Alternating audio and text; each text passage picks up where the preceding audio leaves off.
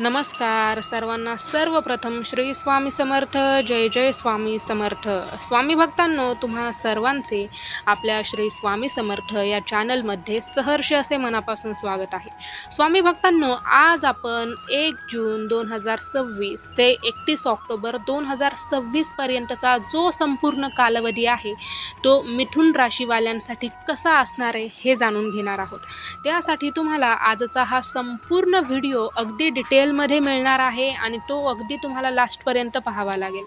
तर सर्वप्रथम तृतीय क्रमांकाची रास म्हणजेच मिथुन रास आहे. तर मिथुन राशीसाठी हा संपूर्ण कालावधी कसा जाणार आहे, यामध्ये काय चांगले वाईट घडू शकते किंवा काय दक्षता घ्यावी, आध्यात्मिकदृष्ट्या हा काळ कसा असू शकतो, त्याचबरोबर नक्षत्रांचा प्रभाव कसा असेल, त्याचबरोबर विशेष उपाय, संदेश हे देखील आज आपण जाणून घेणार आहोत. तर संपूर्ण व्हिडिओ आजचा खूपच महत्त्वाचा आहे आणि अगदी परिपूर्ण आणि डिटेलमध्ये माहिती देणारा आहे, सविस्तर माहिती देणारा आहे. आपण आपल्या आजच्या व्हिडिओला सुरुवात करूया.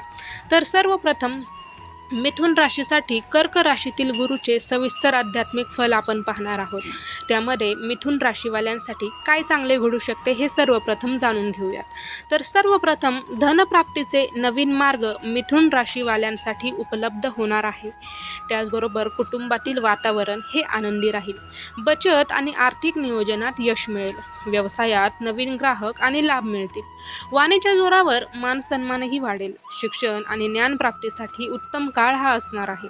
अडकलेले पैसे परत मिळण्याची देखील शक्यता आहे. समाजात प्रतिष्ठा वाढू शकते. आता आपण जाणून घेऊयात की मिथुन राशीच्या लोकांनी कोणती काळजी या संपूर्ण कालावधीमध्ये घ्यावी.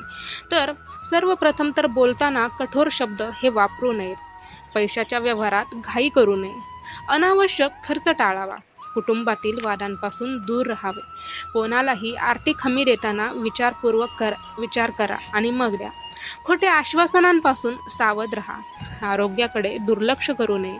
अतिलोभ टाळावा. त्याचबरोबर आता आपण आध्यात्मिकदृष्ट्या हा काळ मिथुन राशीसाठी कसा असणार आहे हे पाहूया. तर धार्मिक ग्रंथ वाचनाची आवड वाढेल. गुरुचरित्र, भागवत आणि विष्णू सहस्रनाम पठणाची देखील प्रेरणा मिळेल. घरात धार्मिक कार्यक्रम आयोजित होऊ शकतात. सत्संग आणि प्रवचन ऐकण्याची संधी मिळेल. कुलदैवत आणि गुरुभक्ती वाढेल. नामस्मरणात मन रमू लागेल.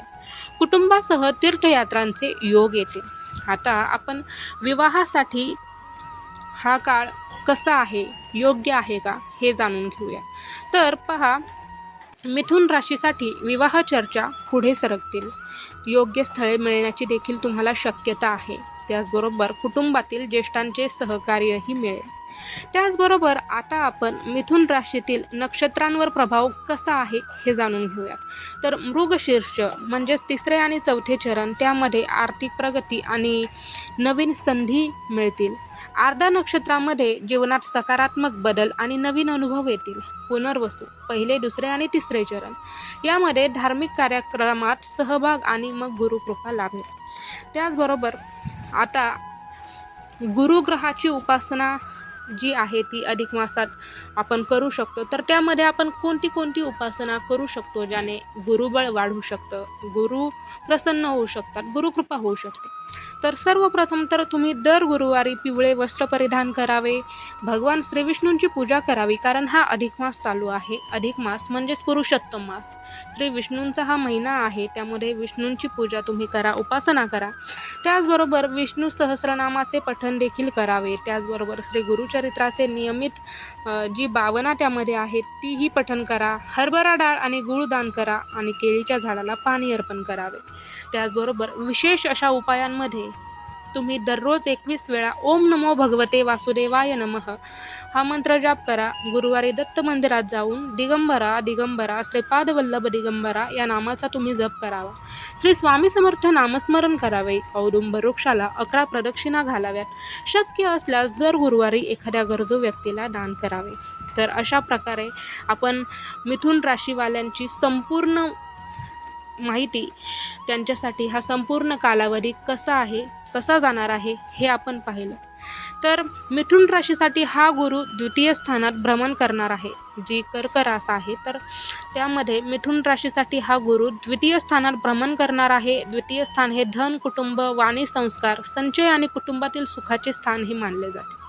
तर स्वामी भक्तांनो, तुम्हाला आज संपूर्ण माहिती जी मिथुन राशीच्या लोकांची, ज्यांना हा संपूर्ण कालावधी कसा जाणार आहे, काय दक्षता घ्यावी, कोणती उपासना करावी, कोणते विशेष असे उपाय आहेत, त्याचबरोबर आध्यात्मिकदृष्ट्या हा काळ कसा असणार आहे हे देखील आज आपण संपूर्ण व्हिडिओमध्ये जाणून घेतले आणि अगदी डिटेलमध्ये जाणून घेतले. तर आजचा हा संपूर्ण व्हिडिओ तुम्हाला कसा वाटला ते कमेंटमध्ये नक्की सांगा. त्याचबरोबर तुमचे आणखी काही प्रश्न असतील किंवा तुम्हाला आणखी राशींचे जे काही माहिती आहे, सविस्तर माहिती, ज्यांना हा संपूर्ण कालावधी कसा जाणार आहे, इतर राशीची माहितीही तुम्हाला जाणून घ्यायची असेल तर तुम्ही तेही कमेंटमध्ये मांडू शकता. तुम्ही तुमची रास कमेंटमध्ये मांडा, त्यावरही व्हिडिओ मिळला जाईल.